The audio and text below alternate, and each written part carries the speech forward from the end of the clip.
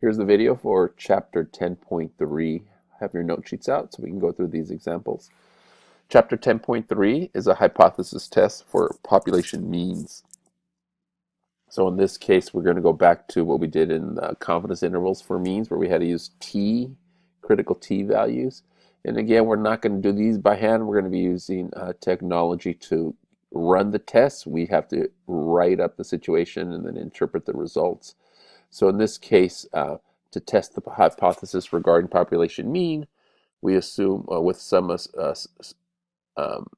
assuming the population standard deviation is unknown, we use the t distribution rather than the z distribution. So we're using a t critical value. And then here is the equation that it looks like, in values you've seen before. We're really just calculating how far from average is the sample that we've taken, and then we use that to determine if we reject or fail to reject the null hypothesis. We have to deal with degrees of freedom again on this. I've outlined for you the steps, right? After you have a situation, make sure these assumptions are met. N is greater than 30. The sample has no outliers and comes from a population that is normally distributed, or has to have a large sample size. Sample values are independent of each other. So the same things that we've had before. So the first step is to determine whether it's a left tail, two tail, right tail test, write the hypotheses. And then we're going to use we're going to use the p approach, value approach. So that's what we use in this class, the p value approach, which we would calculate a test statistic. StatCrunch will do this for us here. Even though it says by hand, you can do it by hand, but we're going to use StatCrunch to get this value.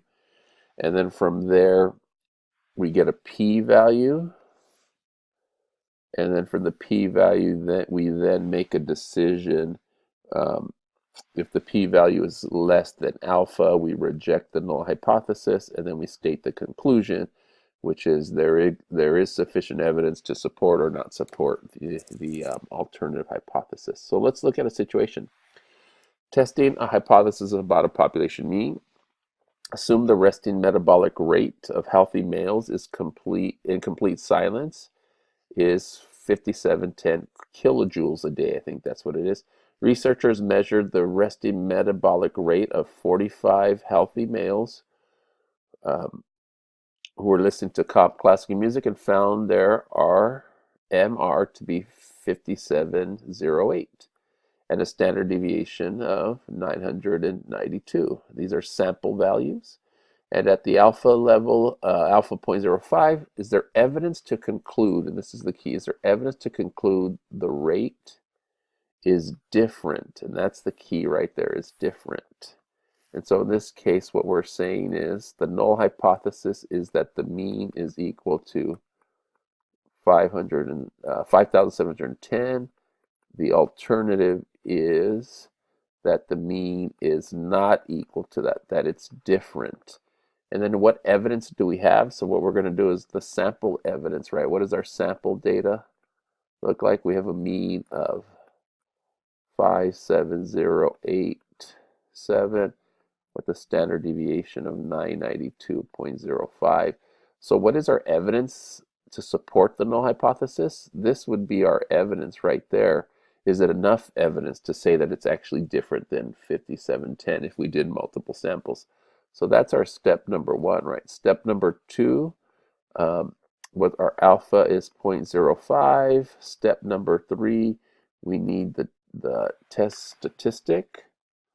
And so in this case, we're calculating t sub 0, but that is going to come from StatCrunch. What's our test value? And then from there, we get a p-value. And so we're going to go ahead and run StatCrunch. So you should have StatCrunch. We are going to do t-stats, one proportion with summary. And in this case, the sample mean was 57.08.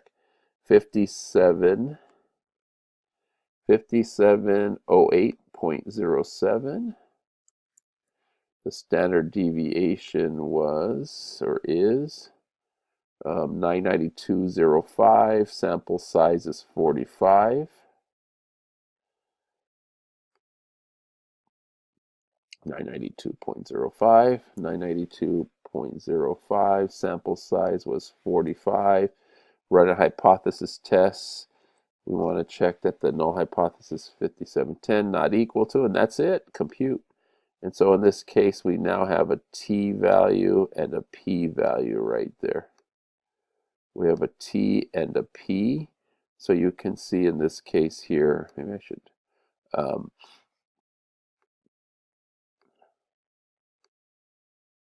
and so the data from StatCrunch looks like this here. So that's what we got on StatCrunch. And so our critical t in this case over here, our critical t is going to be negative 0.013. The p-value is 0.9896. 0.9896, which that p-value tells us what's the probability of getting this value, 5,708.07, if the actual average is 5,710, and it's a 98% chance, 98.96% chance that we would get that. So because the p-value is so big on step 4, what do? Step 4, since the p-value is greater than alpha, we do not reject H naught. So we say do not reject that, which means we're rejecting that. We're rejecting the alternative hypothesis. And then our conclusion, we now can say there is sufficient evidence. Oh, there is not sufficient evidence to support the alternative hypothesis. There's not sufficient evidence to support the alternative hypothesis, and again, that is that that RMR is not equal to 5710. We do not. There is not sufficient evidence. So that's the first example.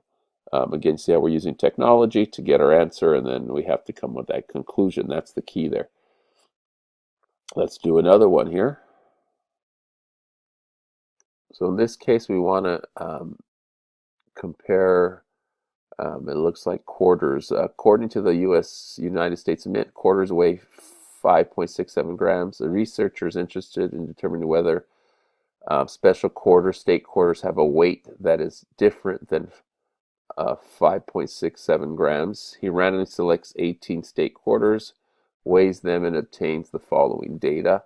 And so you have this information. You will then have to use StatCrunch to put that in. When you put this into StatCrunch, you get a sample weight of 5.022 and a standard deviation of 0.0497. And so we go ahead. Step 1 is to state the null hypothesis in alternative hypothesis. So the null hypothesis is that the weight is 5.67, that it equals that.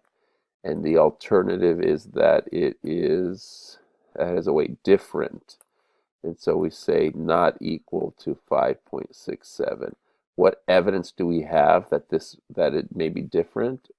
The evidence of the null hypothesis, since that's what we're testing. If we have evidence here to determine that, is there evidence from right here, the sample, right here's the sample evidence, to determine if this is actually different than 5.67. We weighed them, we get 5.7, which seems different, but is it statistically different? We have to run a hypothesis test to do that.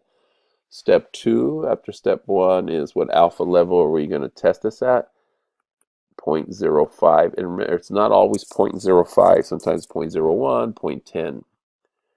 Number 3 is to calculate the test statistic and then the p-value. We're not going to do that by hand. We're going to use StatCrunch to do that. So we go back to StatCrunch, 5.722. So let's change that. 5.7022, and then the Standard deviation was 0.0497, and we're checking to see if it equals 5.67. Not equals, since it was a two-tailed compute, and so then we end up with these values here, 4.3, and a p-value very small, less than 0.001, 4.346. So we get a t-value of 4.3. Let's double check that again. What did I get for the t? I got a t-value, a t-stat of 4.346.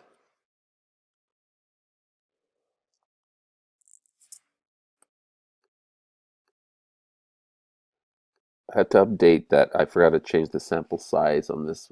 It has to be 18, and then we compute that, and we get a new t-value of 2.75. So I got to update your answer there. Make sure that, so this is incorrect here. It's 2.75, and then the p-value we get was, it looks like it is 0.0137, 0.0137. And so again, in this case, since in this case the p-value is less than alpha, we reject the null hypothesis. So this gets rejected, which means we're saying that we think there's a difference in weight with these quarters. What's the conclusion? There is sufficient evidence to support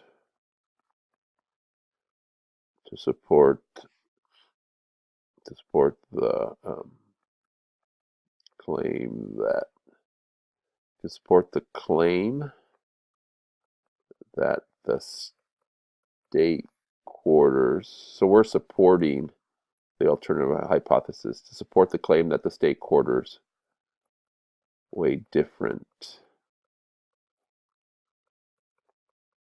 than 5.67 grams. So that's what our hypothesis says. We can then support that it is different. Those weights are different. Let's do one more example. Let's take a look at what we got here.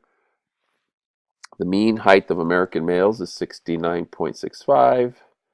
The heights of 43 male presidents, Washington and Obama, have a mean height of 70.78 and a standard deviation. So our sample data, X bar, is 70.78. Standard deviation is 2.77. This is our sample evidence. And now, do we have enough evidence to support these claims? So the null hypothesis is that the mean height, the population mean height of presidents is 69. Oh, the mean height of Americans is 69.5. We're trying to see, is there evidence to suggest U.S. presidents are taller than the average American? And so the claim on this is that the mean of presidents is greater than 69.5. Do we have enough evidence? Well, we have this here, which says 70.78 is the average height. Is that enough to say that the alternative is true? We want to test this at the alpha equals 0.05 level. We need to calculate the t critical and then the p-value to get that. And it's the t-value that gives us the p-value. We're doing a technology, so it lessens its importance, but that's where the p-value comes from. It comes from the t-value. Let's go ahead and run this test. N is 43. Let's see what we got here. So let's change this again. Our mean is, in this case, the sample mean was 70.78, and the standard deviation was 2.77. There was 43 presidents. Let's confirm that. 2.77, 43 presidents, and the average height is 69.5, and then we run the test. And you get a t-stat of 3.03 and a very small p-value. 3.03 is our t-value, and then the p-value was 0.0042. 0.0042. You can see that's smaller than alpha. So on step 4, we're going to reject the null hypothesis since the p-value is smaller than alpha. Those p-value here is 0.042, alpha is 0.05. We're going to reject. So what does that mean for a conclusion? What that means that we're always trying to see if we have evidence to support the alternative. And so in this case, since we're rejecting the null hypothesis, we have evidence to support the alternative. There is sufficient evidence to support the claim that presidents are taller than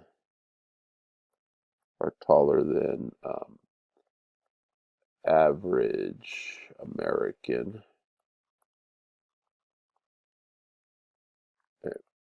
males. So we have that we have enough evidence to support the alternative hypothesis. That leads us to another question here.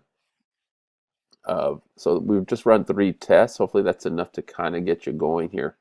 That leads us to some other deeper questions, which is we can show that there's statistical significance, but is there a practical significance? What does practical significance refer to? Practical significance refers to the idea that that while you have statistical, while small differences, you may have small differences between the statistic and the parameter stated in the null hypothesis. Between the statistic and the parameter stated in the null hypothesis, are statistically significant, meaning that we reject the null hypothesis, significant.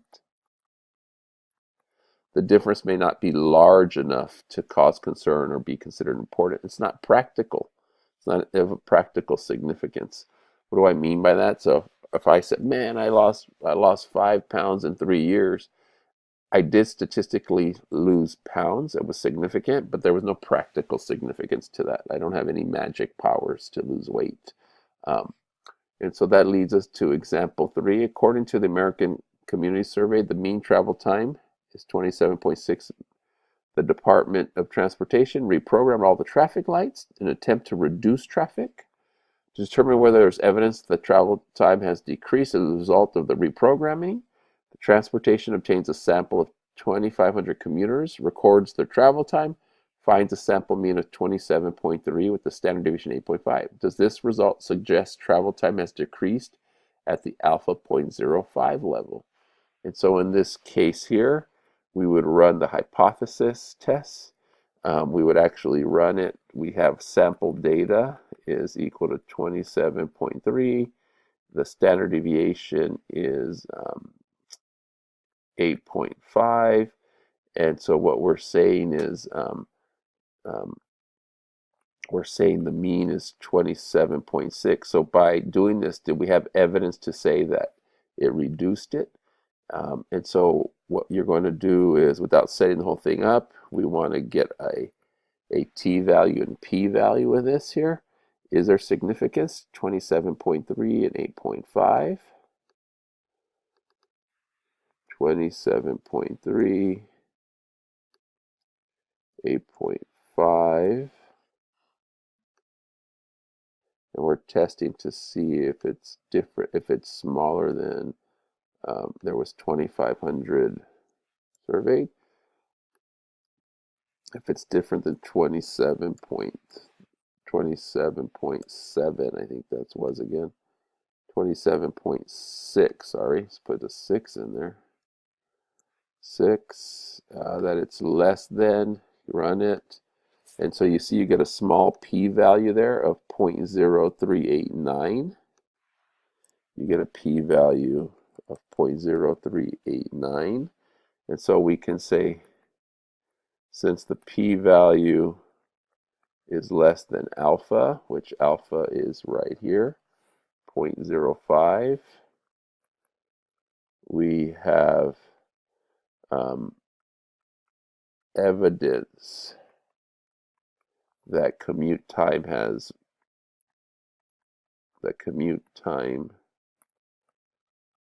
been reduced. However, comma, the reduction is small. Oh my goodness. The reduction is small.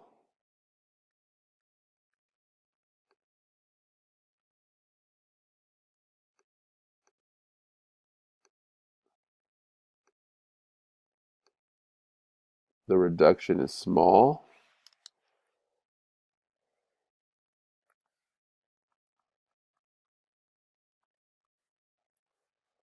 The reduction is small. So there is no practical significance. It doesn't matter that it reduced that much. We spent so much money, it only reduced 0.3 minute significance. And that's the idea. It's too small. That's it for the lecture 10.3.